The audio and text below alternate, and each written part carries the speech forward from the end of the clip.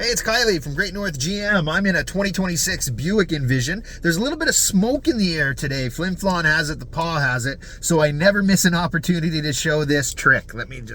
Okay. So yeah, a little bit of smoke in the air today. So I always like to point out that button. One of my family members asked me, what does that even do? And in a day like today where it's smoky, you can push this button and it will stop bringing outside air into the vehicle. So it'll just recirculate the clean air that's in here.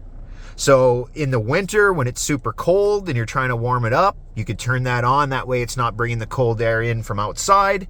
Or on a smoky day today where we don't want the outside air in here, you can hit the circulation button and it'll keep everything nice and clean in here, especially with the air filters we've got. It'll smell great. Yeah, just a tip and trick for a smoky day at Great North GM.